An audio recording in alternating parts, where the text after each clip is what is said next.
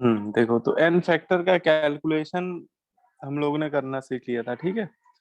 अब उसी के आगे हम लोग आज स्टार्ट कर रहे हैं नेक्स्ट सेकेंड लेक्चर में। इसमें हम लोग पहले बात करेंगे एप्लीकेशन ऑफ एन फैक्टर की, कि जो एन फैक्टर हम लोगों ने निकाला है उसका एप्लीकेशन क्या है, ठीक है, कहाँ पर एन फैक्टर का यूज होता है, एप्लीकेशन ऑफ एन फैक्टर, ठीक है। देखिए, एन फैक्टर का सबसे पहला बेसिक एप्लीकेशन तो यही है कि किसी भी कंपाउंड का हम लोग इक्विवेलेंट मास निकाल सकते हैं, ठीक है। पहला एप्लीकेशन है to determine the equivalent mass of a substance. तो अगर कोई सब्सटेंस आपको दिया गया है और उसका हमें क्या निकालना है, इक्विवेलेंट मास निकालना है, तो हम लोग एन फैक्टर का यूज कर लेते हैं, ठीक है। और इक्विवेलेंट मास निकालने के लिए जो फॉर्मूला यूज करते हैं वो फॉर्मूला क्या है, capital equal to molar mass divided by N factor. तो ये फॉर्मूले से हम लोग किसी भी कंपाउंड का इक्विवेलेंट मास निकाल सकते हैं, बस हमें उसका एन फैक्टर पता होना चाहिए, ठीक है। मोलर मास हम लोग निकालना जानते ही है ना। तो मोलर मास निकाल के एन फैक्टर से डिवाइड करके हम लोग उस सब्सटेंस का इक्विवेलेंट मास निकाल सकते हैं, ठीक है। तो ये एक फैक्टर तो ये हो गया, एक एप्लीकेशन। ठीक है। सेकेंड एप्लीकेशन में अगर हम लोग बात करें तो सेकेंड एप्लीकेशन है in acid base titration. Second application in acid base titration, ठीक है। एसिड बेस टाइट्रेशन में भी हम लोग यूज कर सकते हैं। एसिड बेस टाइट्रेशन में जैसे एक आपने ले लिया एसिड और एक आपने ले लिया बेस, ठीक है, और आप एसिड को बेस के साथ टाइट्रेट कर रहे हो, ठीक है। तो जब भी एसिड बेस टाइट्रेशन होता है, या फिर ऐसा कोई जरूरी नहीं कि एसिड बेस टाइट्रेशन हो, टाइट्रेशन रिडॉक्स टाइट्रेशन भी हो सकता है, ठीक है। एसिड बेस टाइट्रेशन या फिर इसी में लिख लीजिए रिडॉक्स टाइट्रेशन, मतलब ऐसा कोई जरूरी नहीं कि एसिड बेस टाइट्रेशन ही हो, रिडॉक्स टाइट्रेशन में भी यूज होता है। तो उसमें सबसे पहले तो हमें ये पता होना चाहिए कि टाइट्रेशन में जो लॉ हम लोग लगाते हैं वो होता है लॉ ऑफ इक्विवेलेंस, है ना। जब भी एसिड या बेस के बीच में टाइट्रेशन हो, या हो सकता है ऑक्सीडाइजिंग एजेंट रिड्यूसिंग एजेंट के बीच में टाइट्रेशन हो, तो वहां पे जो कॉन्सेप्ट लगता है वो लगता है लॉ ऑफ इक्विवेलेंस, है ना। वहां पे कॉन्सेप्ट क्या होता है, law of equivalence, law of equivalence. Law of equivalence ये बोलता है कि जब भी टाइट्रेशन का एंड पॉइंट आता है, ठीक है, वहां पर इक्विवेलेंस बराबर होते हैं, है ना। इक्विवेलेंस, लॉ ऑफ इक्विवेलेंस क्या बोलता है, in case of complete titration, in case of complete titration. और कंप्लीट टाइट्रेशन जब होता है तो वहां पे एंड पॉइंट पे ही कंप्लीट टाइट्रेशन होता है, ठीक है। और एंड पॉइंट किसको बोलते हैं, अगर हम लोग बोलेंगे एंड पॉइंट क्या है फिर, तो एंड पॉइंट एग्जैक्टली बोलते हैं जहां पर एसिड और बेस के इक्विवेलेंट इक्वल हो जाते हैं, वहां पर एंड पॉइंट आता है ना। एंड पॉइंट कहाँ पे आता है, जहां पर एसिड और बेस के इक्विवेलेंट बराबर हो जाते हैं, इक्विवेलेंट ऑफ एसिड जहां पर किसके बराबर हो जाते हैं, इक्विवेलेंट ऑफ बेस। अभी कितना कर... बस अभी तो दूसरा ही पॉइंट चल रहा है। आज लेट हो गया ना क्लास थोड़ा, तो मैंने देखा ही नहीं था। मैं हजरतगंज से निकला ही हूँ अभी, 4:20 हो गए थे लगभग निकलते निकलते मुझे। तो मुझे सर एक मिनट दिखा क्लास दीजिए कितना कराया था। तो भी स्टार्ट किया है, बस इसी पेज में मैंने स्टार्ट किया है ना। पहले मैंने law of application of n factor में दो ही पॉइंट बताए। पहला पॉइंट है to determine the equivalent mass of a substance,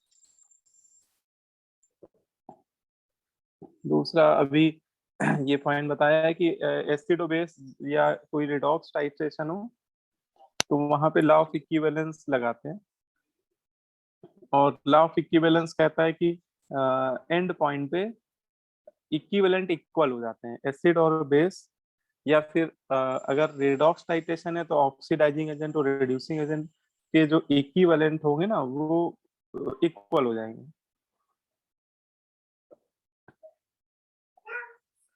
ठीक है।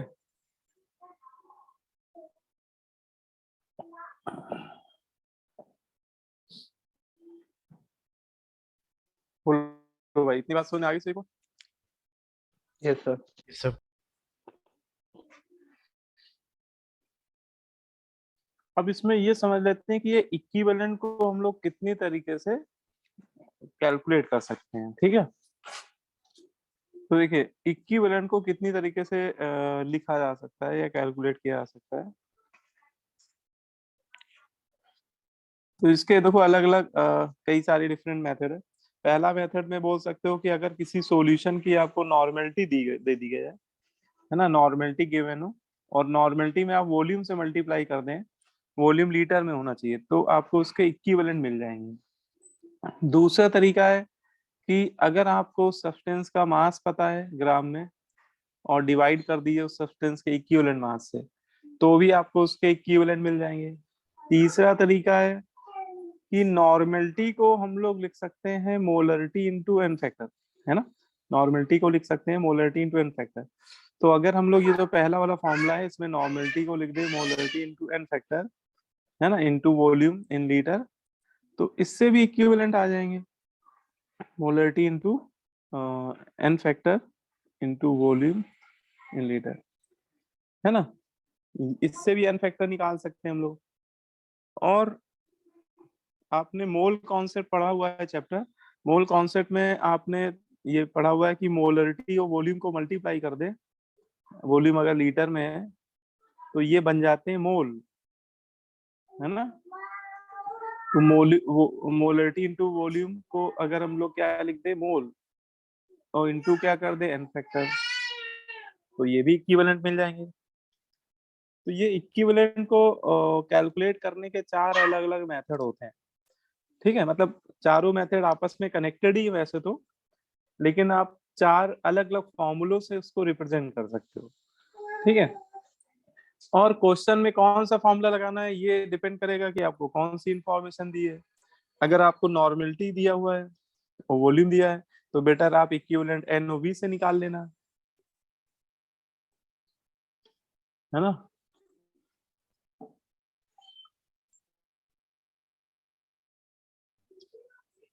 और अगर आपको मोलरिटी दिया हुआ है तो molarity into n factor into volume, इससे आप निकाल लीजिएगा इक्विवेलेंट। अगर आपको मोल दिए हुए हैं तो आप मोल इंटू एन फैक्टर से उसके निकाल लीजिएगा इक्विवेलेंट। तो ये सारे ही तरीके होते हैं हमारे पास इक्विवेलेंट को निकालने के,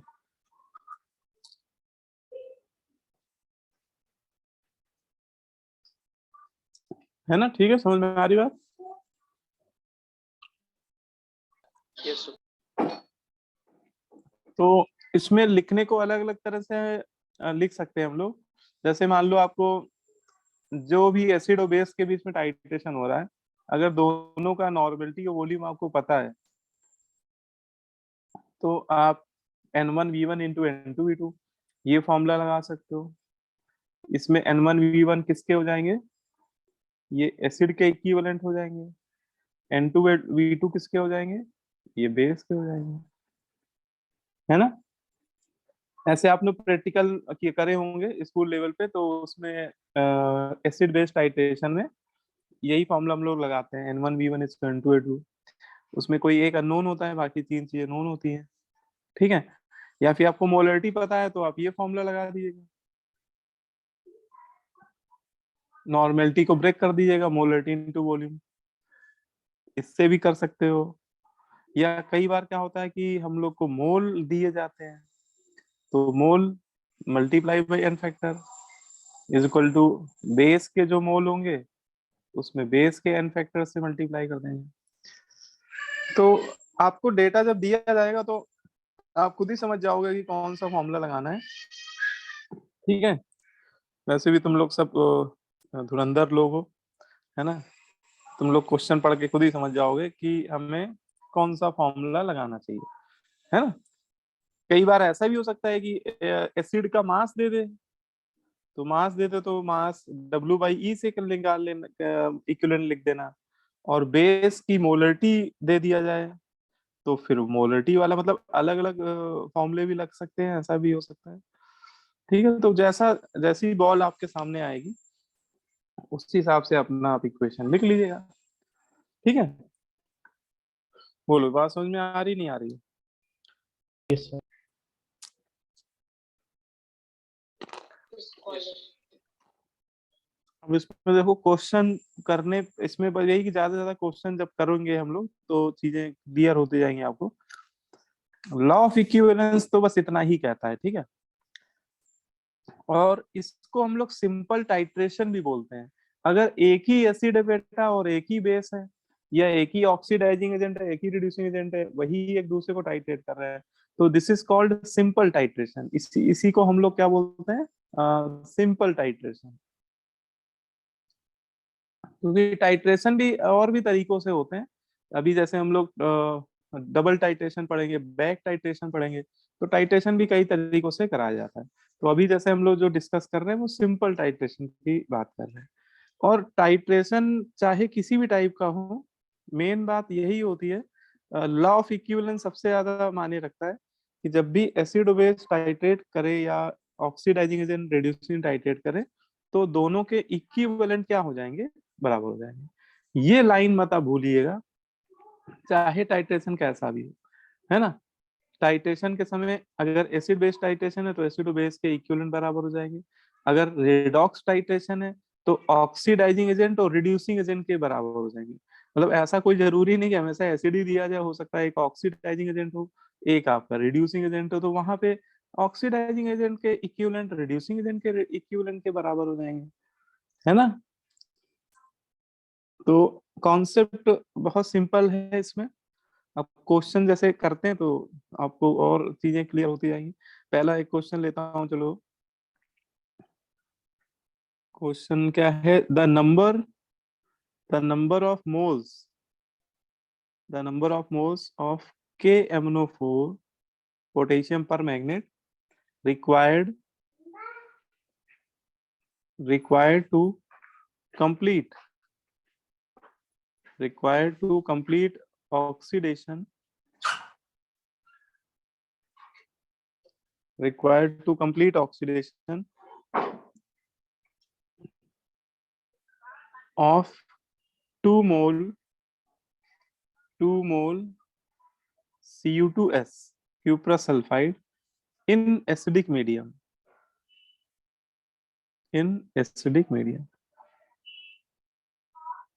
ठीक है। ये क्वेश्चन है, ऑप्शन भी चलो दे रहा हूं मैं, इन्हीं में कोई ऑप्शन भी आपको मिल जाएगा, इसी में एक आंसर कोई छुपा हुआ है। ठीक है, एक बार अटेम्प्ट कर लीजिए आप लोग।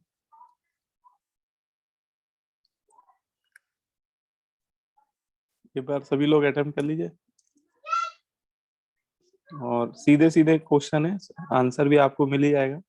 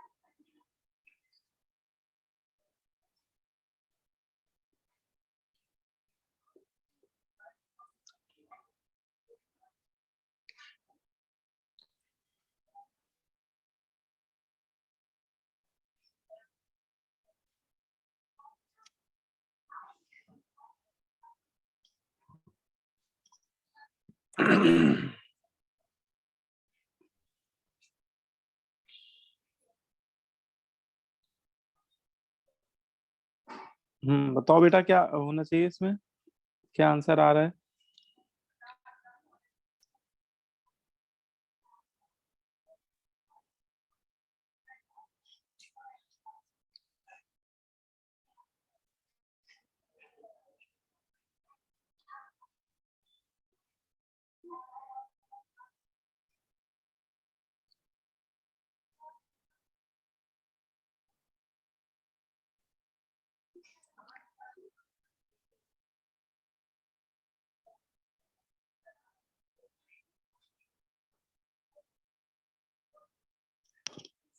बोलो बेटा, क्षितिज बेटा क्या आ रहा है आंसर?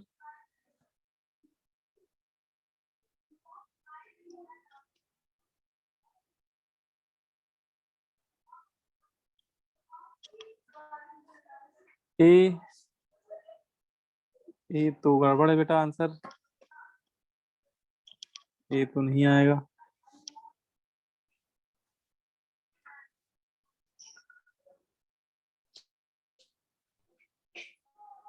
क्रिस बेटा बी भी नहीं है, तुम लोग गेस कर रहे हो क्या?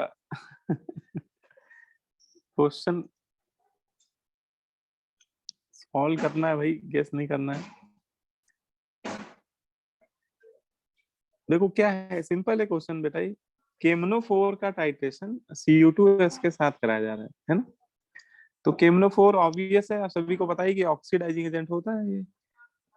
केमनोफोर तो एक स्ट्रॉन्ग ऑक्सीडाइजिंग एजेंट है, और ये बोलते हैं कि तीनों मीडियम में वर्क करता है, एसिडिक बेसिक न्यूट्रल, मतलब सदाबहार टाइप का है ये। तो केमनोफोर आपका ऑक्सीडाइजिंग एजेंट है, और ये ऑक्सीडाइज कर रहा है Cu2S को। अच्छा, Cu2S ऑक्सीडाइज हो रहा है तो वो उसका बिहेवियर हो जाएगा रिड्यूसिंग एजेंट का। ये कह सकते हो कि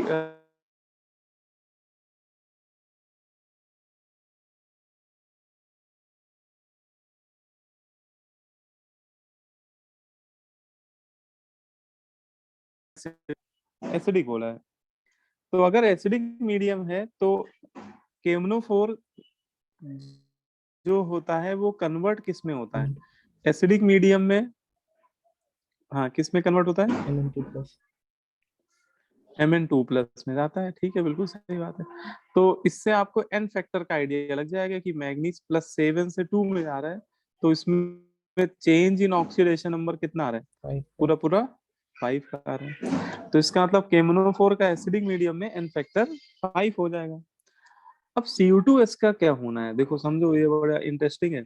Cu2S में दो ऐसे आयन हैं जो ऑक्सीडाइज हो सकते हैं, है ना?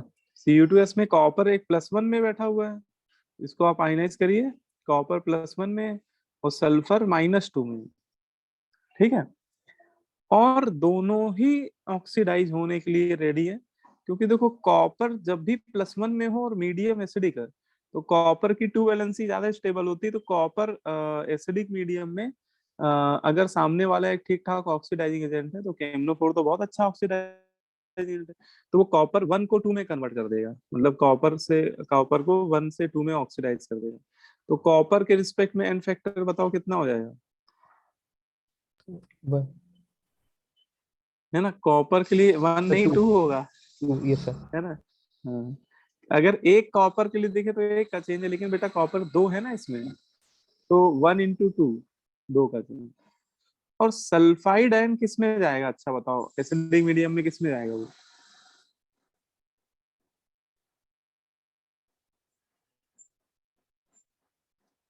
सल्फाइड आयन एसिडिक मीडियम में जाएगा सल्फर डाइऑक्साइड, SO2 में। तो ये -2 से जाएगा +6, +4 में, सॉरी। तो -2 से +4, इसके लिए एन फैक्टर हो गया 6 का। अब देखो, इस कंपाउंड में बेटा दो ऐसे स्पेसीज हैं जो ऑक्सीडाइज हो रहे हैं, कॉपर भी ऑक्सीडाइज हो रहा है, सल्फर भी ऑक्सीडाइज हो रहा है। तो जब दोनों ऑक्सीडाइज हो रहे हैं तो हमें निकालना पड़ेगा नेट एन फैक्टर। वो क्या होगा, दोनों के सम के बराबर होगा, है ना? ये 2 + 6, मतलब इसके रिस्पेक्ट में आ जाएगा 8, ठीक है। अब इसके बाद क्या करना है, देखो मेन जो हमने आपको लास्ट क्लास में बताया भी था कि इक्विवेलेंट कॉन्सेप्ट के जो क्वेश्चन होते हैं उसमें मेन एन फैक्टर ही निकालना सबसे मेन काम होता है, क्योंकि इसके बाद अब कुछ बचा नहीं। बाकी केमनोफोर इसको कर रहा है ऑक्सीडाइज, तो दोनों के इक्विवेलेंट क्या कर देंगे हम लोग, बराबर कर देंगे, है ना। लॉ ऑफ इक्विवेलेंट के अकॉर्डिंग क्या लिख देंगे, इक्विवेलेंट ऑफ केमनोफोर is equal to equivalent of CO2s, है ना। दोनों के इक्विवेलेंट क्या कर देंगे, बराबर कर देंगे।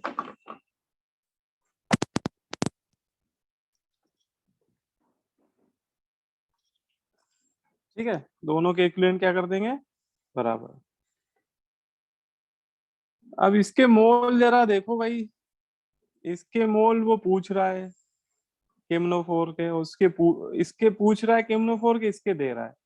तो आप कौन सा फॉर्मूला लगाओगे फिर, है ना, ये वाला फॉर्मूला लगा दो, मोल इंटू एन फैक्टर वाला। ठीक है, तो मोल ऑफ केमनोफोर into n factor 1, mole of CO2s into n factor 2। केमनोफोर के मोल निकालने हैं हम लोग को, एन फैक्टर 5 है, CO2s के मोल 2 दिए, एन फैक्टर कितना आया था, 8 आया।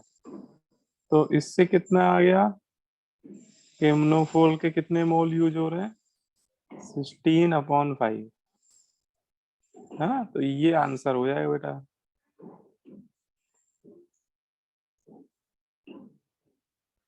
है ना। अब इस पूरे क्वेश्चन में देखो तो एन फैक्टर निकालना ही सबसे मेन था, बाकी तो सीधा सीधा इक्विवेलेंट कॉन्सेप्ट ही लग रहा है ना।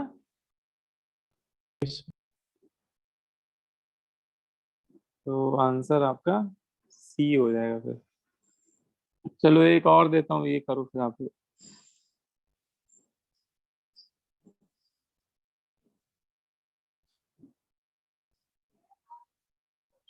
क्वेश्चन नंबर 2, इसमें क्या कह रहा है, लिखिए the number of moles of oxalic acid, the number of moles of oxalic acid oxidized by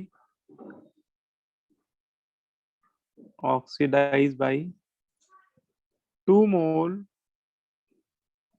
of K2Cr2O7,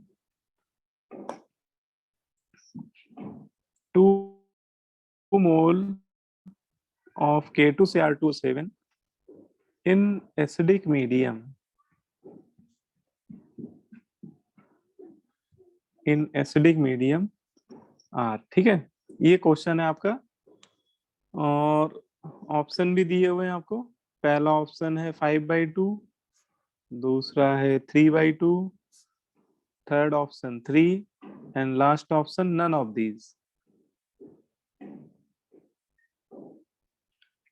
ठीक है, करिए इसको, अटेम्प्ट करिए सभी लोग, बताइए आंसर क्या आ रहा है।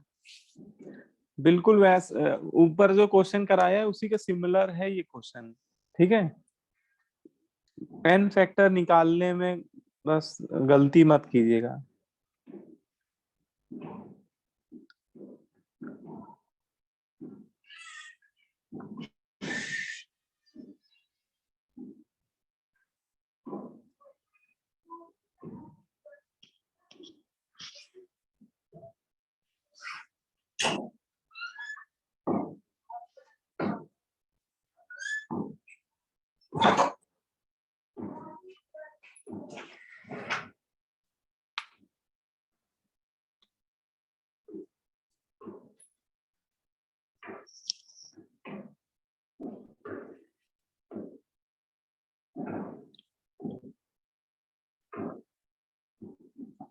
ठीक है बेटा, शिक्षित शिक्षित तुम्हारा आंसर ठीक है। आर्यन, अच्छा एक अगर ऑप्शन डी आ रहा है तो डी में कितना आ रहा है आंसर फाइनल,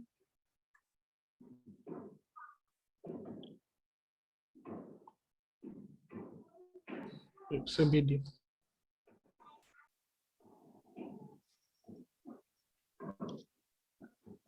नहीं बेटा, डी अगर आ रहा है तो डी में आंसर आना चाहिए आपका 6 मोल, यस सर भैया। है ना। Yes. और 6 ऑप्शन कहीं दिया नहीं है, इसलिए वो डी हो जाएगा, ठीक है ना आर्यन बेटा। 5 मोल नहीं है इसमें, देखो 6 मोल आएगा। यस सर, वो मैंने KMnO4 समझ लिया। अरे भैया ऐसी गड़बड़ क्यों कर रहे हो? देखो इसमें ऑक्जेलिक एसिड उसने दिया हुआ, ठीक है। और ऑक्जेलिक एसिड को ऑक्सीडाइज कर रहा है पोटेशियम डाइक्रोमेट K2Cr2O7, और मीडियम उसने एसिडिक ही लिया हुआ है, ठीक है। तो K2Cr2O7 आपका ऑक्सीडाइजिंग एजेंट है, ये ऑक्सीडाइज करेगा किसको? ऑक्जेलिक एसिड को, और खुद बेटा रिड्यूस हो जाएगा। अच्छा, ये खुद किस में जाएगा? तो K2Cr2O7 जाता है क्रोमिक आयन के सॉल्ट में जाता है। क्रोमिक आयन मतलब क्रोमियम 3+ में जाएगा, और यहाँ पे क्रोमियम की है 6 ऑक्सीडेशन नंबर, 6 से 3 में जा रहा है वो। अगर एक क्रोमियम के लिए देखें तो देखा जाए तो 3 का ही चेंज है, लेकिन क्रोमियम का जो एटॉमिसिटी वो 2 है, तो मुझे 2 से भी मल्टीप्लाई करना पड़ेगा, ठीक है। तो एन फैक्टर आ गया K2Cr2O7 के रिस्पेक्ट में 6।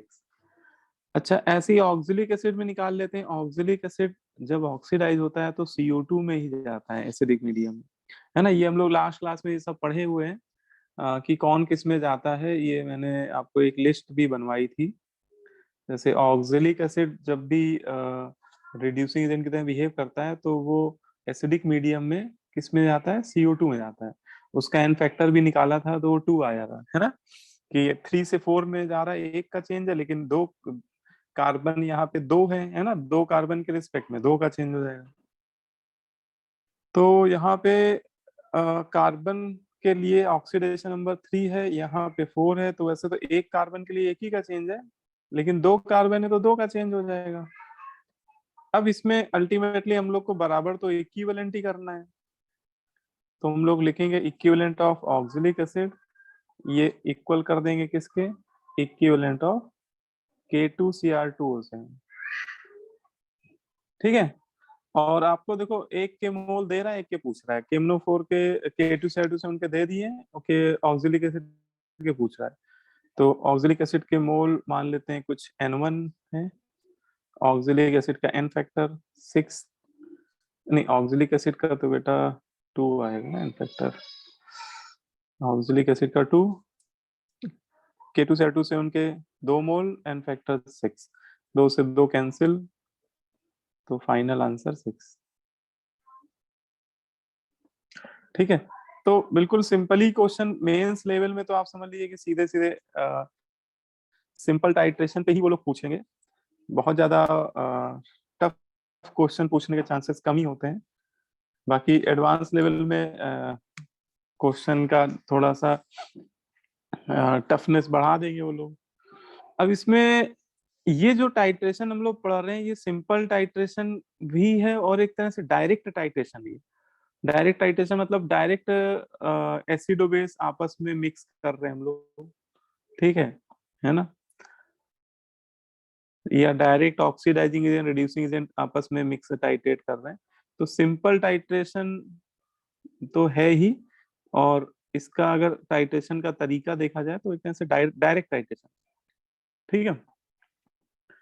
अब देखो अभी तक, लेकिन अभी जो हम लोगों ने क्वेश्चन करे उसमें एक ही ऑक्सीडाइजिंग एजेंट, एक ही रिड्यूसिंग एजेंट है।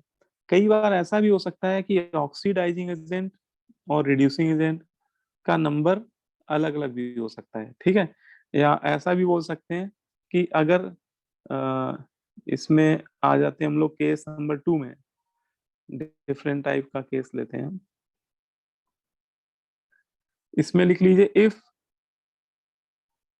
इफ वन सब्सटेंस, अब ये सब्सटेंस एसिड भी हो सकता है, बेस भी हो सकता है, ऑक्सीडाइजिंग एजेंट भी हो सकता है, रिड्यूसिंग एजेंट भी हो सकता है, मतलब कुछ भी हो सकता है इन चारों में से, ठीक है। इफ वन सब्सटेंस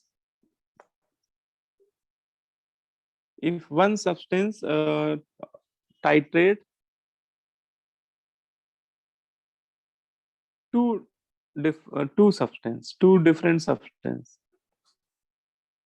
वो सब्सटेंस यहाँ लिख रहा हूँ, बाकी वो सब्सटेंस या तो कोई एसिड होगा या बेस होगा, कोई ऑक्सीडाइजिंग एजेंट होगा या तो कोई रिड्यूसिंग एजेंट होगा। लेकिन एक सब्सटेंस किसी दो सब्सटेंस को ऑक्सीडाइज कर रहा है, या एक दो को रिड्यूस कर रहा है, या एक एसिड दो बेस को टाइट्रेट कर रहा है ना। ऐसा भी हो सकता है, ठीक है, कि पता लगी एक्स कोई कंपाउंड है और वो वाई और जेड का एक मिक्सचर आपने ले लिया, है ना, उसमें वाई भी पड़ा हुआ है और जेड भी पड़ा हुआ है, और वो दोनों को क्या कर रहा है, टाइट्रेट कर रहा है ना। अकेला एक कंपाउंड दो को टाइट्रेट कर रहा है ना। अकेला एक एसिड दो बेस को न्यूट्रलाइज कर रहा है।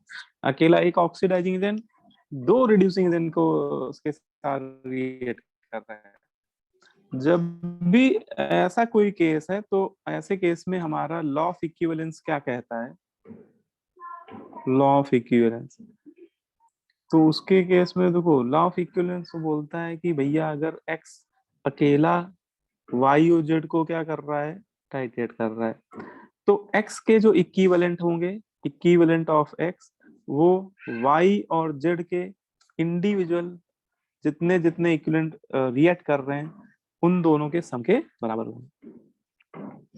सिंपल बोलता है, बिल्कुल लॉ ऑफ इक्विवेलेंट बिल्कुल सिंपल बात बोलता है कि एक्स वाई और जेड के मिक्सचर को अगर कंप्लीट टाइट्रेट कर रहा है तो एक्स के जो टोटल इक्विवेलेंट है वो वाई और जेड के जो टोटल इक्विवेलेंट है उनके बराबर होगा। ठीक है, तो यहाँ पे हमारी इक्वेशन हो जाएगी equivalent of x is equal to equivalent of y plus equivalent of Z.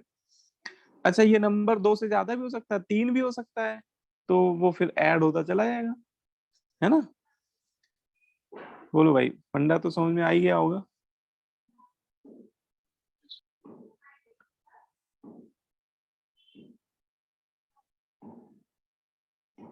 है ना, तो इस तरह की केसेस भी आपको देखने को मिलेंगे क्वेश्चन में। ठीक है, अब न्यूमेरिकली इसमें देखो ये चैप्टर भैया फिजिकल केमिस्ट्री का है, तो न्यूमेरिकल की तो भरमार ही भरमार होगी, है ना। बिना न्यूमेरिकल के तो वैसे ही नहीं फिजिकल केमिस्ट्री पढ़ाई जा सकती है। तो एक क्वेश्चन करते हैं फिर इस पे, है ना। लिखो भाई, how many moles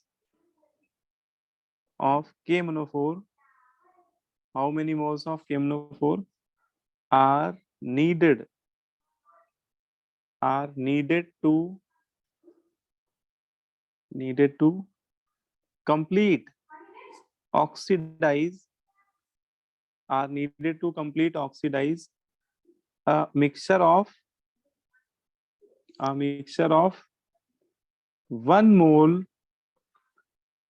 mole of ferrous sulfate, 1 mole of ferrous sulfate and 1 mole of ferrous oxalate in acidic medium। ठीक है, बहुत प्यारा क्वेश्चन है ये। पूछ रहा how many moles of KMnO4 are needed to complete oxidise a mixture of 1 mole of ferrous sulphate and 1 mole of ferrous oxalate. और option भी आपके सामने है। पहला ऑप्शन है 2/5, B option 3/5, C option 4/5, D option 1। ठीक है, इसको करिए, अटेम्प्ट करिए पहले एक बार।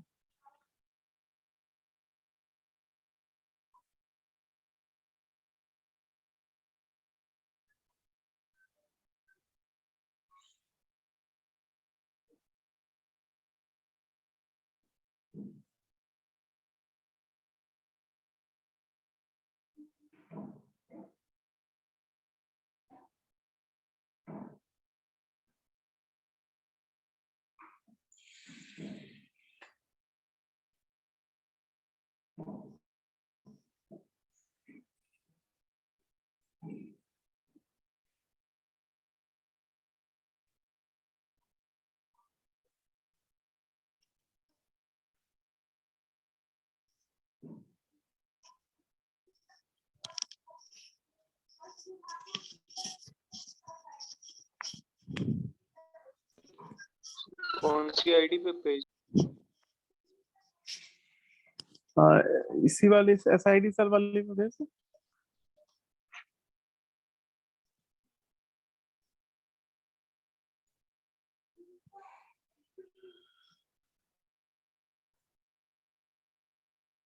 ठीक है, करेक्ट है आंसर आपका।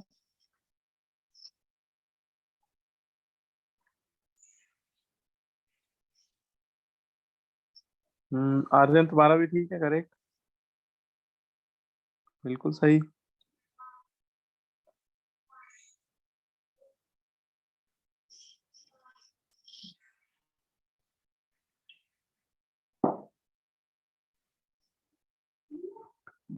है ना, ठीक है, दोनों बच्चों ने सही आंसर दे दिया है, करेक्ट है ना। कॉन्सेप्ट आप लोग समझ जाओगे तो फिर क्वेश्चंस में दिक्कत नहीं आएगी। ठीक है, देखो इसमें हो क्या रहा है, केमनोफोर जो है वो टाइट्रेट कर रहा है दो सॉल्यूशन को, उस दोनों का मिक्सचर दिया हुआ है, ferrous sulphate plus ferrous oxalate. अच्छा, दोनों के 1 1 मोल ही ले रहा है वो, 1 मोल फेरस सल्फेट है और 1 ही मोल आपका फेरस ऑक्सलेट है।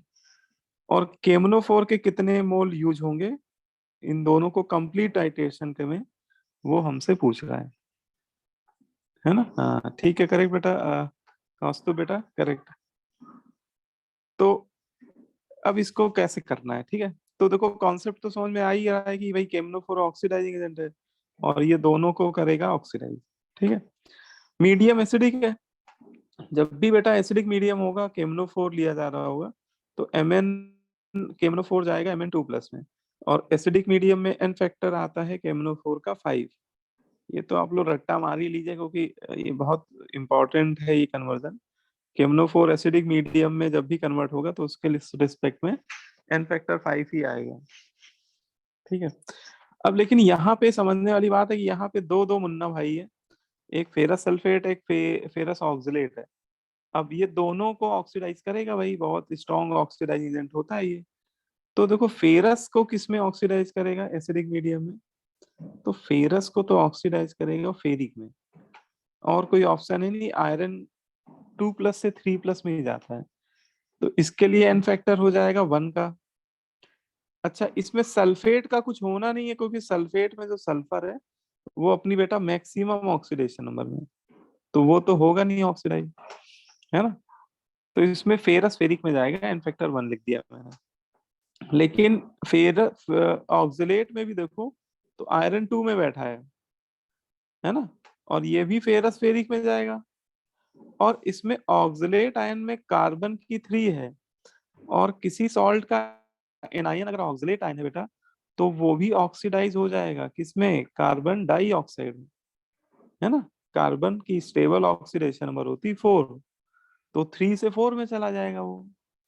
तो कार्बन के रिस्पेक्ट में एन फैक्टर आ जाएगा 1 का, सॉरी एक कार्बन के लिए तो 1 का चेंज है, लेकिन 2 कार्बन के लिए 2 का चेंज हो गया। तो इसका मतलब कि CO2 के रिस्पेक्ट में कितने का चेंज आया, 2 का। इसके रिस्पेक्ट में 2 का चेंज है, इसके रिस्पेक्ट में 1 का। तो पूरे सॉल्ट के रिस्पेक्ट में नेट चेंज अगर देखें फेरस ऑक्सलेट में तो आएगा 3 का चेंज, ठीक है। अब लॉ ऑफ इक्विवेलेंट क्या कहेगा कि लॉ ऑफ इक्विवेलेंट बोलेगा कि भाई जितने इक्विवेलेंट केमनोफोर के आप ले रहे हो उतने ही यूज होंगे किसके, दोनों के मिला के, मतलब फेरस सल्फेट के प्लस फेरस ऑक्सलेट, ठीक है।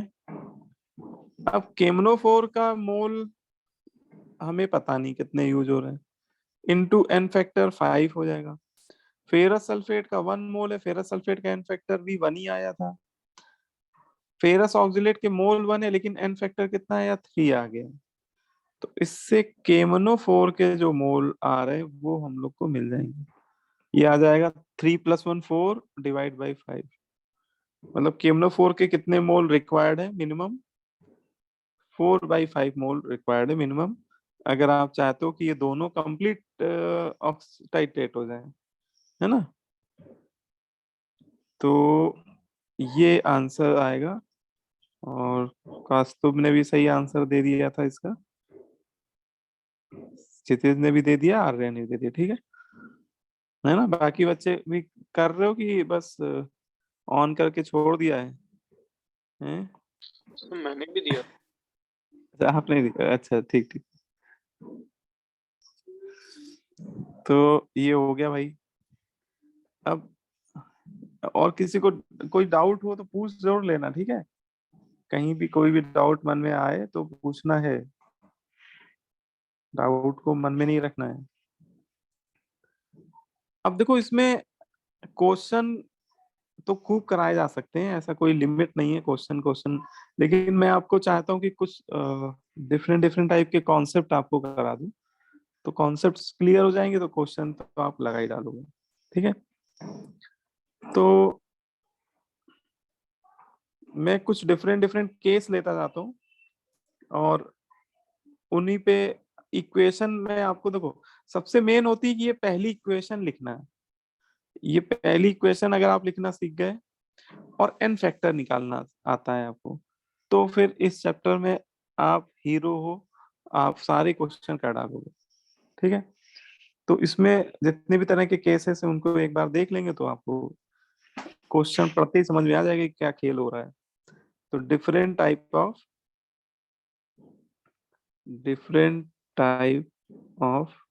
डिफरेंट एग्जाम्पल लिख लो तो ज्यादा बेटर रहेगा। Different example of direct titration. ठीक है?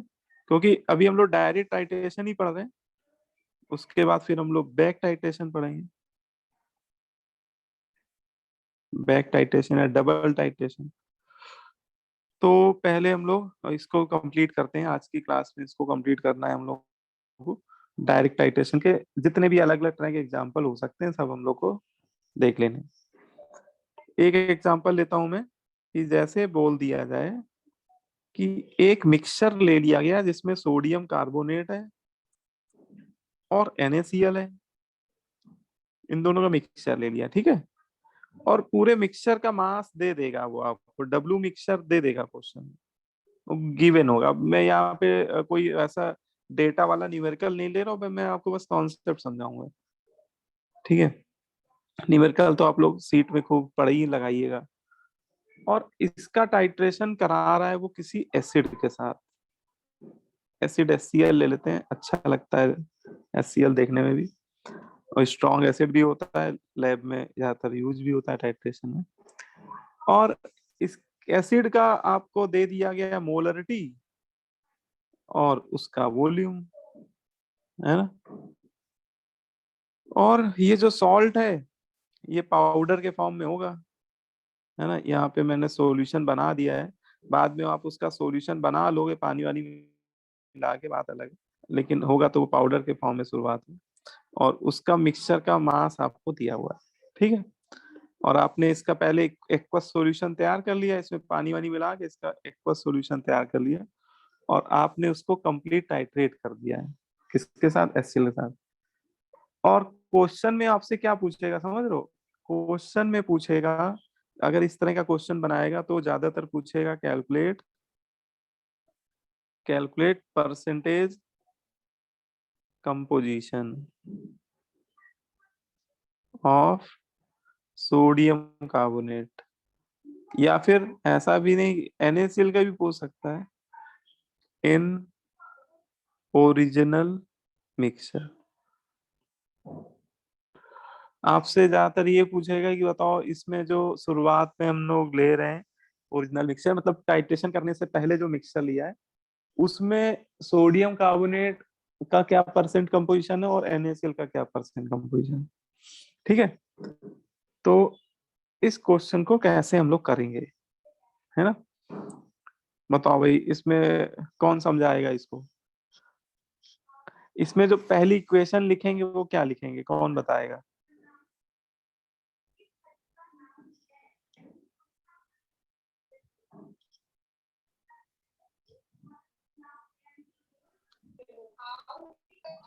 Sir W/E=M2V2 N। W/E किसका लेंगे? सर इनके डिपेंडेंटी दोनों। नहीं भैया, ये तो गड़बड़ हो जाएगा फिर। कार्बोनेट का लिखेंगे सोडियम और सोडियम क्लोराइड ये सब नहीं करेंगे। हाँ, तो पहले हमें ये समझना होगा कि ये किस टाइप का टाइट्रेशन, ये एसिड बेस्ड टाइट्रेशन है कि रिडॉक्स टाइट्रेशन है। तो देखो, सामने वाला जब एसिड है तो ये एसिड बेस्ड टाइट्रेशन है। HCl आपका स्ट्रॉन्ग एसिड है तो 100% ही एसिड बेस्ड टाइट्रेशन है। और एसिड को टाइट्रेट कौन करेगा? जो बेस होगा, अपोजिट नेचर वाले करते हैं टाइट्रेट। तो इसमें बेस है सोडियम कार्बोनेट। मेटल कार्बोनेट कैसे नेचर के होते हैं? मेटल कार्बोनेट बेसिक नेचर के होते हैं। अच्छा, ये बताएगा नहीं, आपको खुद से अपने अंतर ज्ञान से समझना है ये सारी बातें। तो सोडियम कार्बोनेट एक बेसिक टाइप का सॉल्ट है ना। और NaCl कैसा सॉल्ट है? तो NaCl तो स्ट्रॉन्ग एसिड स्ट्रॉन्ग बेस से मिलके बना हुआ है ना। NaCl NaOH और HCl से मिलके बना हुआ है।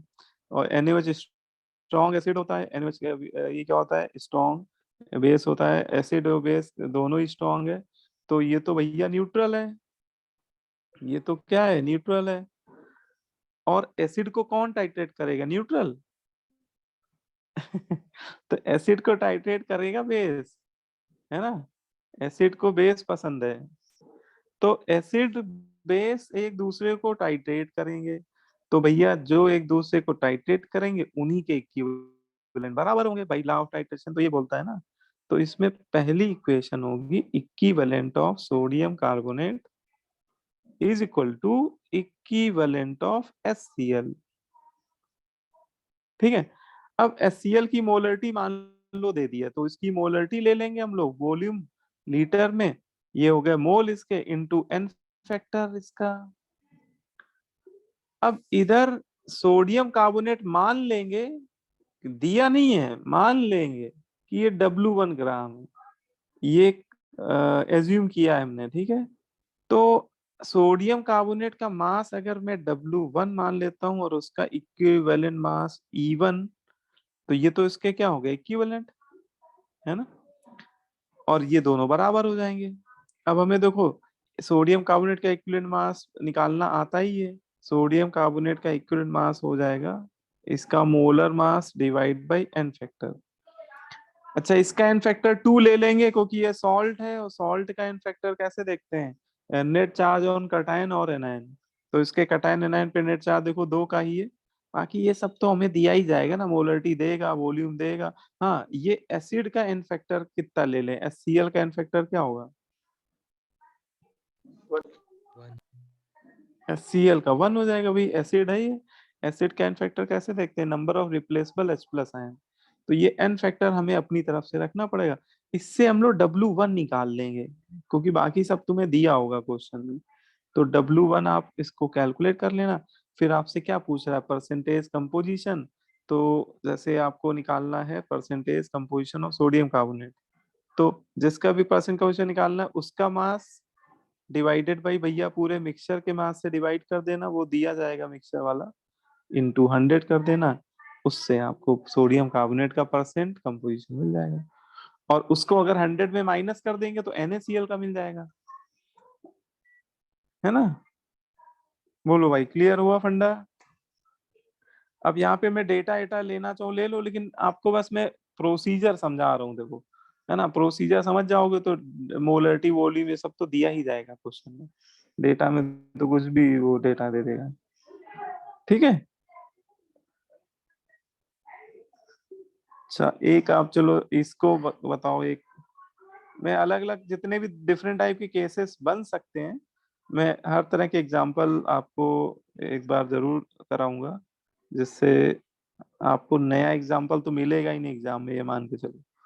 लेकिन इनको समझना है, इसमें बहुत ज्यादा रटने का कुछ नहीं है, सब कुछ समझने वाला खेल है। देखो, एक आपने ले लिया सोडियम कार्बोनेट और सोडियम बाइकार्बोनेट का एक आपने सॉल्यूशन ले लिया मानो, ठीक है। इन दोनों का आपने सॉल्यूशन ले लिया, ठीक। उसमें सोडियम कार्बोनेट भी पड़ा है, सोडियम बाइकार्बोनेट भी पड़ा हुआ है, और इसको आपने कर दिया टाइट्रेट। इसमें दो अलग अलग चलो केस ले लेते हैं। एक बार आपने इसको कंप्लीट टाइट्रेट किया एसिड के साथ, अब एसिड कोई भी हो, नाम यार अभी लेने का कोई मतलब नहीं है, एसिड कोई भी स्ट्रॉन्ग एसिड होगा जो उसको टाइट्रेट करेगा, है ना। ये मान लेते हैं केस नंबर 1। और एक बार मान लेते हैं इसको बेस ने टाइट्रेट किया है, कोई स्ट्रॉन्ग बेस ने इसको टाइट्रेट किया, उसकी मोलरिटी M2 है और वॉल्यूम V2। हाँ, ये दोनों इंडिविजुअली टाइट्रेट कर रहे हैं, एक बार एसिड के साथ टाइट्रेट करा ये अलग केस है, एक बार बेस के साथ टाइट्रेट करा ये अलग केस है, ठीक है। आपको बताना, आपको क्या करना है, आपको वो इक्वेशन बतानी है, लॉ ऑफ इक्विवेलेंस वाली इक्वेशन बतानी है कि एसिड के साथ टाइट्रेट करेंगे तो क्या इक्वेशन हम लोग लिखेंगे, और बेस के साथ टाइट्रेट करेंगे तो क्या इक्वेशन लिखेंगे। बस इक्वेशन बता दो, उसके आगे की कहानी तो आसानी होती है सब,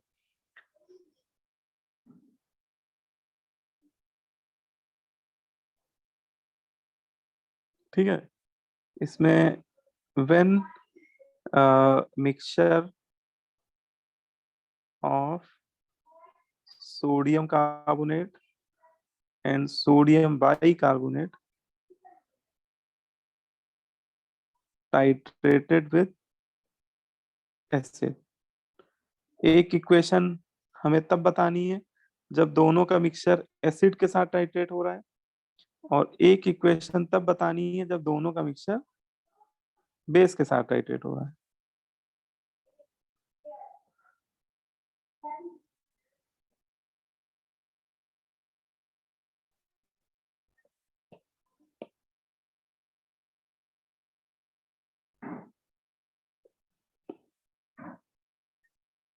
ठीक है, बताओ भाई, क्षितिज बताओ, पहले केस में क्या लिखें,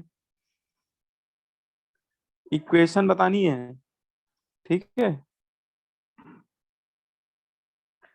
लॉ ऑफ इक्विवेलेंट के रिस्पेक्ट में क्या इक्वेशन होनी चाहिए।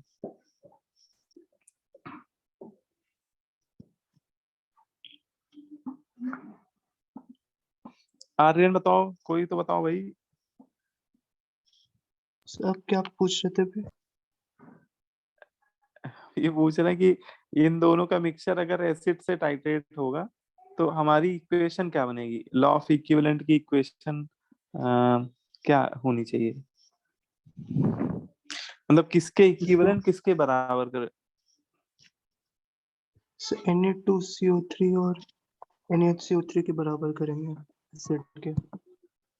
एसिड के हैं, ठीक। अच्छा, फिर बेस में क्या करेंगे। सर वही बेस है, वो कार्बोनेट इक्विलिब्रियम में रहेगा ना, तो वो HCO3 बनाएगा, H2CO3, और उससे हाइड्रोक्साइड मिल जाएगा। नहीं, थोड़ा और अच्छे से बताओ, मतलब ये मानो कि सब बच्चे सबको समझ में आना चाहिए, है ना। हमें तो आ रहा है, लेकिन जितने बच्चे हैं सबको समझ में आए कि हाँ ये करना है। सर कॉन्जुगेट बेस है कार्बोनिक एसिड का।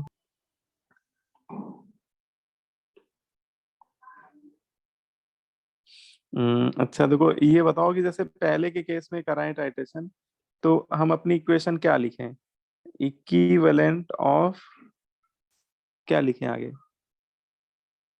Na2CO3 plus NaHCO3। Equivalent of sodium carbonate plus equivalent of sodium bicarbonate. Yes sir. और ये किसके बराबर करना है, एसिड इक्विवेलेंट के। Of acid. ठीक है, अब बेस के साथ टाइट्रेट करेंगे तो क्या इक्वेशन होगी।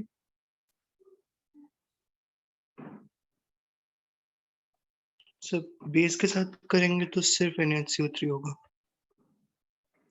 बेस के साथ, हाँ, तो ये चीज अच्छे से समझाओ भाई, हमें तो देखो समझ में आ रहा है, लेकिन बाकी बच्चों को भी आना चाहिए। आर्यन समझ में आ रहा है। सेकेंड वाली इक्वेशन में केवल सोडियम बाइकार्बोनेट के इक्विवेलेंट ही बराबर होंगे बेस के, है ना। तो ऐसा क्यों होगा भाई, इसको बताओ मुझे। क्योंकि एक्टिव हाइड्रोजन एक्टिव हाइड्रोजन इसी पास है। सर हाँ, कार्बोनेट जो है वो कॉन्जुगेट बेस है, तो मतलब वो कार्बोनेट जो एसिड है, रिएक्ट नहीं कर सकते हैं। हाँ, तो ठीक है, आंसर बिल्कुल सही आपने दिया है, बिल्कुल करेक्ट आंसर है ना। इसको थोड़ा और सिंपल शब्दों में समझा देता हूँ मैं। देखो, जो सोडियम कार्बोनेट होता है, ये आपका बेसिक होता है, कम परफेक्ट बेसिक होता है। ये ओनली बेसिक होता है ना, ये केवल बेसिक नेचर का होता है ना। लेकिन जो बाई कार्बोनेट आयन होते हैं, है ना, बाई कार्बोनेट आयन जो होते हैं, वो एम्फीप्रोटिक होते हैं, है ना। इसमें इसमें देखो, इसका एनायन अगर आप देखो तो bicarbonate ion, bicarbonate ion H plus ion दे भी सकते हैं और ले भी सकते हैं, ठीक है। ये एम्फोप्रोटिक है ना, एम्फोप्रोटिक। एम्फोप्रोटिक एक्चुअली एसिड बेस दोनों तरह बिहेव करते हैं। तो जब आप इसको एसिड के साथ टाइट्रेट करोगे, तो एसिड तो चुन चुन के उसको टाइट्रेट करेगा जो बेसिक नेचर का हो। तो ये तो भैया परफेक्ट बेस है, इसको तो करेगा करेगा टाइट्रेट, सोडियम कार्बोनेट को। लेकिन जो अम्फोप्रोटिक होते हैं, वो उनका नेचर अगर देखा जाए तो एसिडिक बेसिक दोनों हो सकता है। लेकिन जिसके साथ टाइट्रेट करा रहे हैं, उसके अपोजिट नेचर के साथ वो रिएक्ट करेंगे, क्योंकि उनके अंदर दोनों पॉसिबिलिटी, H प्लस आयन ले भी सकते हैं, दे भी सकते हैं। उनका इक्विलिब्रियम फॉरवर्ड भी जा सकता है, बैकवर्ड भी जा सकता है। तो अगर एसिड के साथ टाइट्रेट करेंगे तो भैया ये बेसिक की तरह बिहेव करेगा, है ना। इसका नेचर सामने वाले पे डिपेंड करेगा, सामने वाले के अपोजिट नेचर शो करेगा। तो इसका मतलब एसिड के साथ ये भी बेसिक नेचर शो करेगा, और ये तो है ही ये बेस, है ना, ये तो परफेक्ट बेस है। तो इसका मतलब ये दोनों मिल मिल के इसको टाइट्रेट करेंगे। तो पहली इक्वेशन हमारी ये बन गई, है ना। Sodium of equivalent of sodium carbonate plus sodium of sodium equivalent of sodium bicarbonate equal to equivalent of acid. अब दूसरे केस में देखो, सोडियम कार्बोनेट बेस है और आप बेस के साथ टाइट्रेट करा रहे हो, तो बेस बेस क्या हो गए, भाई भाई, है ना। क्या एसिड कभी एसिड को टाइट्रेट करेगा, नहीं करेगा। क्या बेस कभी बेस को टाइट्रेट करेगा, नहीं करेगा। ये तो नहीं होगा टाइट्रेशन। लेकिन सोडियम बाइकार्बोनेट सामने, सोडियम बाइकार्बोनेट का नेचर सामने वाले के नेचर पे डिपेंड करता है। अगर ये बेस से रिएक्ट कर रहा है तो इसका नेचर क्या हो जाएगा, एसिडिक। ये प्रोटॉन डोनेट करना शुरू कर देगा, ठीक है। तो केवल यही इसको टाइट्रेट करेगा। इसका मतलब लॉ ऑफ इक्विवेलेंस के अकॉर्डिंग इस केस में केवल सोडियम बाइकार्बोनेट के इक्विवेलेंट बेस के इक्विवेलेंट के बराबर हो जाएंगे, ठीक है। बाकी तो इक्विवेलेंट को कैसे लिखना है, वो सब तो जैसा डेटा दिया जाएगा वैसा लिख लेना, है ना, उसमें कोई बड़ी बात नहीं है। बस ये इक्वेशन बनाना हम लोग को आना चाहिए भैया। बोलो भाई, स्वाद समझ में आ रही है। सोडियम बाइकार्बोनेट एम्फोप्रोटिक होता है ना, वो बेटा एसिड के साथ भी टाइट्रेट करेगा और बेस के साथ भी टाइट्रेट करेगा। एसिड के साथ टाइट्रेट करेगा तो बेसिक नेचर शो करेगा, बेस के साथ टाइट्रेट करेगा तो एसिडिक नेचर शो करेगा, ठीक है। चलो अच्छा, और आगे बढ़ते हैं, है ना। आपको बस कॉन्सेप्ट कॉन्सेप्ट समझना है, इसमें कॉन्सेप्ट समझ में आ गया तो लाइफ हो गई झिंगा लाला, मतलब सब फंडे क्लियर हो गए आपके। हम्म। अब चलो कुछ रिडॉक्स टाइट्रेशन में आते हैं, कुछ रिडॉक्स टाइट्रेशन में ज्यादा अच्छे क्वेश्चन बनते हैं।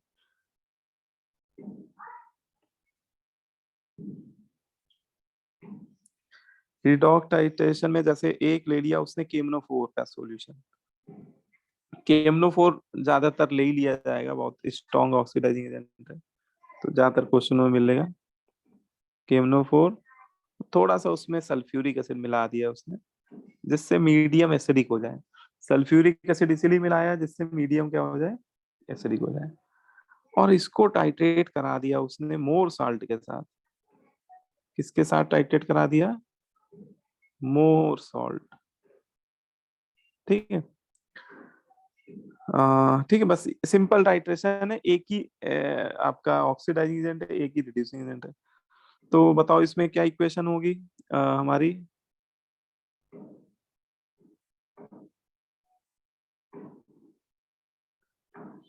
लॉ ऑफ इक्विवेलेंस के अकॉर्डिंग क्या लिख दें।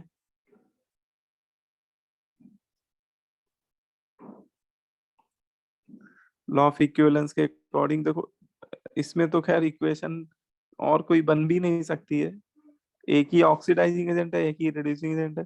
तो ये इक्वेशन ऑफ केमनो इक्विवेलेंट ऑफ KMnO4 किसके बराबर हो जाएंगे? इक्विवेलेंट ऑफ मोर सॉल्ट, है ना।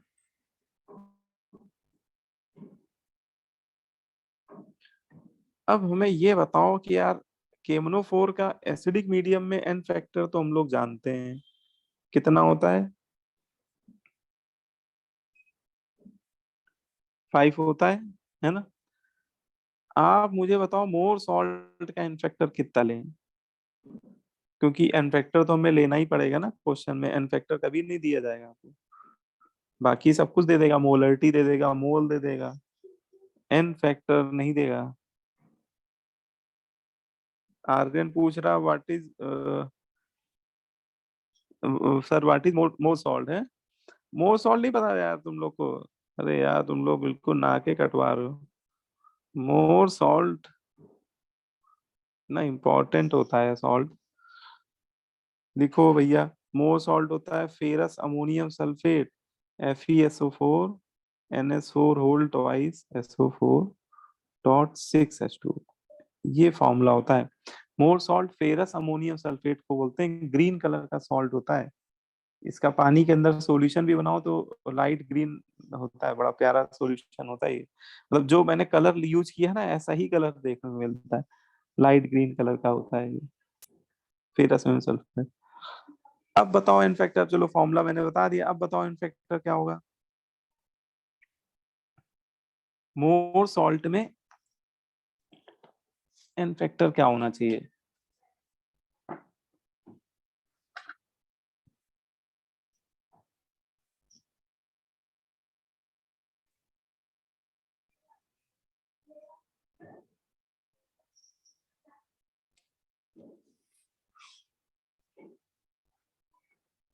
अच्छा, मोर सॉल्ट में ऐसा कौन सा आयन है जो ऑक्सीडाइज हो सकता है? इसमें कौन सा आयरन ऐसा और है? नहीं, आयरन और only ammonium. Only ferrous ion एक ही तो है। देखो फेरस आयन ही है जो ऑक्सीडाइज होगा, वो भी एसिडिक मीडियम में फेरस फेरिक में ही जाता है। सल्फेट का कुछ होना नहीं, सल्फेट रहेगा +6 में। अमोनियम आयन ऑक्सीडाइज रेयरली होते हैं बहुत, जब तक बोले नहीं तब तक आपको ऑक्सीडाइज नहीं कराना है, ठीक है। ओके। हाँ, अमोनियम आयन जब तक ना बोले, क्योंकि नाइट्रोजन कंटेनिंग आयन आसानी से होते नहीं ऑक्सीडाइज, जब तक कुछ बोले नहीं तब तक अपनी तरफ से मत कराइए। तो इसका मोर सॉल्ट का एन फैक्टर 1 ही होता है ना, क्योंकि फेरस से फेरिक जा रहा है, एक का चेंज, और इसमें आयरन का नंबर ऑफ आयरन एटम भी 1 ही है मोर सॉल्ट में, तो 1 × 1 मतलब एक ही का चेंज है।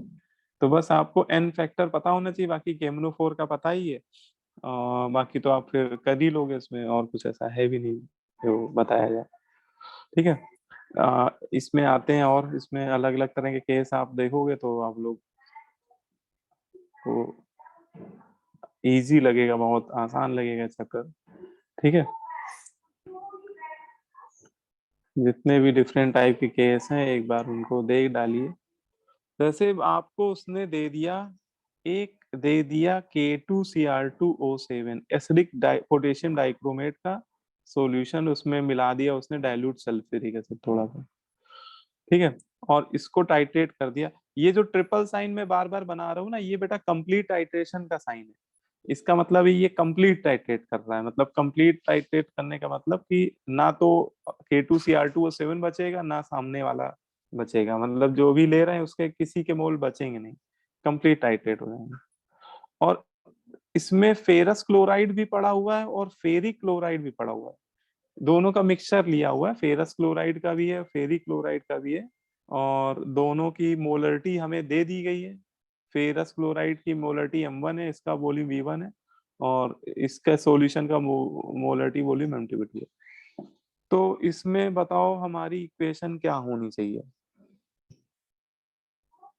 ये दोनों एक दूसरे को कंप्लीट टाइट्रेट कर रहे हैं, तो हमारी इक्वेशन क्या होनी चाहिए?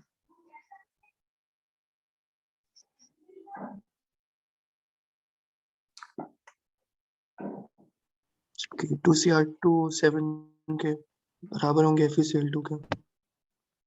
हाँ, equivalent of K2Cr27 in acidic medium, ये किसके बराबर हो जाएंगे?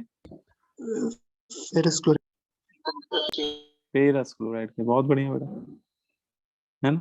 अच्छा ये बताओ, फेरिक क्लोराइड के नहीं होंगे बराबर? से +3 से कहाँ जाएगा वो? से नहीं जा सकता। हाँ, तो आयरन की स्टेबल ऑक्सीडेशन नंबर 3 ही होती है एसिडिक मीडियम में, है ना। और ये पहले ही से 3 में बैठा हुआ है, ठीक है। नहीं, आयरन की मैक्सिमम तो 3 नहीं कह सकते हैं, आयरन की 3 होगी। आयरन का इलेक्ट्रॉनिक कॉन्फ़िगरेशन क्या होता है? 4s2 3d6। तो 4s में 2 इलेक्ट्रॉन, 3d में 6 है, तो अनपेड 4। आयरन की मैक्सिमम 6 होती है, मतलब आयरन 6 ऑक्सीडेशन नंबर तक शो कर सकता है, उसकी कैपेबिलिटी है। लेकिन एसिडिक मीडियम में उसकी स्टेबल होती है 3। तो वो पहले ही से 3 में बैठा है, मोस्ट स्टेबल ऑक्सीडेशन नंबर, तो वो नहीं ऑक्सीडाइज होगा। हाँ, 2 वाला चला जाएगा, 2 वाला तो बहुत आसानी से जाएगा एसिडिक मीडियम में, 2 वाला तो 3 में जाएगा ही जाएगा। तो यहाँ पे केवल ऑक्सीडाइज होगा फेरस क्लोराइड, है ना। तो बिल्कुल सही इक्वेशन बताई आपने। इक्विवेलेंट ऑफ K2Cr27 ये केवल किसके बराबर हो जाएंगे? इक्विवेलेंट ऑफ FeCl2, ठीक है। एन फैक्टर, अब देखो फेरस क्लोराइड के रिस्पेक्ट में एन फैक्टर हो जाएगा। फेरस से फेरी बताओ कितने का चेंज हुआ? 1 का, और एक ही आयरन भी है तो 1। और K2Cr27 के रिस्पेक्ट में एन फैक्टर देखेंगे तो कितने का आएगा? 6। 6 का आएगा। तो ये इक्वेशन बन जाएगी इसमें FeCl3 एक्चुअली रिएक्ट ही नहीं कर रहा है। कई बार ऐसे भी होगा कि कुछ सॉल्ट इनएक्टिव टाइप के होंगे, वो रिएक्ट ही नहीं करेंगे, तो उसके इक्विवेलेंट से हमें कोई लेना देना नहीं है। एक ये वाला बताओ, बड़ा प्यारा एग्जांपल है भाई ये। एक ये वाला बता दो तो मैं समझ जाऊंगा यार तुम लोग को सही में समझ में आ गया, ठीक है। जैसे एक आपने ले लिया HCl, ठीक है। और एक ले लिया आपने ऑक्जेलिक एसिड का सॉल्यूशन, और दोनों का मिक्सचर ले लिया आपने। HCl और ऑक्जेलिक एसिड का मिक्सचर ले लिया, HCl ले लिया और ऑक्जेलिक एसिड दोनों का आपने मिक्सचर ले लिया, ठीक है। HCl की मोलरिटी मान लो M1 है, वॉल्यूम आपने कुछ V1 लिया हुआ है। ऑक्जेलिक एसिड की मोलरिटी M2, वॉल्यूम V2 है। एक बार आप इसको टाइट्रेट करा रहे हो NaOH के साथ, मतलब इसमें भी मैं 2 केस लेके चल रहा हूँ, मतलब ये केस नंबर 1। एक बार आप इसके मिक्सचर को टाइट्रेट करा रहे हो, है ना। पहले केस में तो बेस के साथ टाइट्रेट करा दिया, दूसरे केस में KMnO4 के साथ टाइट्रेट करा दिया, KMnO4 के साथ टाइट्रेट कर दिया। यार एसिड ऐसा करो, HCl मत लो यार, सल्फ्यूरिक एसिड ले लो, ठीक है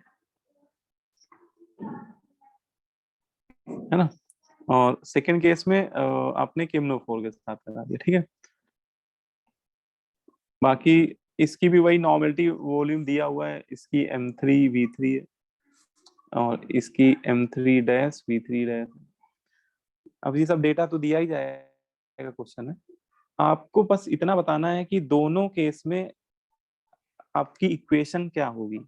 वही इक्विवेलेंट वाली इक्वेशन आपको लिखनी आनी चाहिए बस। केस 1 में बताओ क्या होगी और केस 2 में क्या होगी। दोनों टाइट्रेशन इंडिविजुअली कराए जा रहे हैं। एक बार sulphuric acid oxalic acid mixture NaOH के साथ टाइट्रेट कर रहा है, एक बार वो KMnO4 के साथ टाइट्रेट कर रहा है ना। तो चलो, तो ऐसा करो, मैं जिससे पूछता हूँ वो बताए। प्रज्वल बताओ बेटा, तुम केस नंबर 1 बताओ। सर इसमें पहले वाले में एसिड बेस होगी हमारी, और दोनों ही है तो सर NaOH सर हमारा स्ट्रॉन्ग बेस है, तो हाँ दोनों ही ठीक है, एसिड्स के लिए जाएगा। हाँ NaOH स्ट्रॉन्ग बेस है, तो ये 100% एसिड बेस्ड टाइट्रेशन होगा, है ना। और NaOH दोनों एसिड के साथ टाइट्रेट करेगा, क्योंकि दोनों ही एसिड है, सल्फ्यूरिक एसिड भी एसिड है और ऑक्जेलिक एसिड भी एसिड है। तो पहले केस में हमारी इक्वेशन हो जाएगी equivalent of NaOH is equal to equals to equivalent of H2SO4 plus equivalent equivalent of of auxiliary. Sulphuric acid plus equivalent of oxalic acid. ठीक, अच्छा अब इसमें n फैक्टर से क्योंकि देखो मामला n फैक्टर में ही कहीं ना कहीं गड़बड़ होने के चांसेस रहते हैं, तो बस n फैक्टर बताते चले जाओ। तो NaOH का n फैक्टर कितना होगा?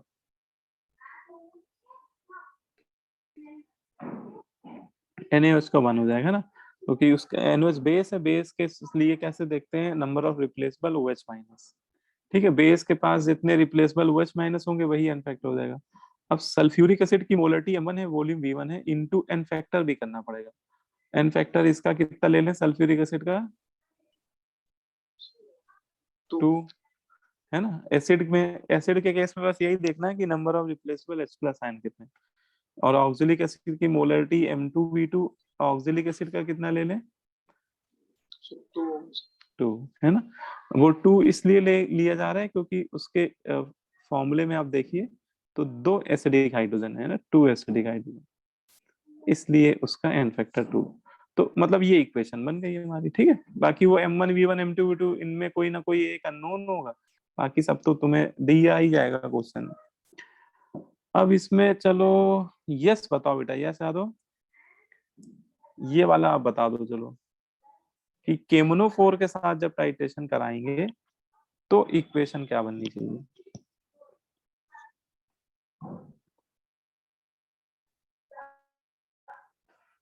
केमोनोफोर के साथ इक्वेशन बतानी है, क्या होना चाहिए?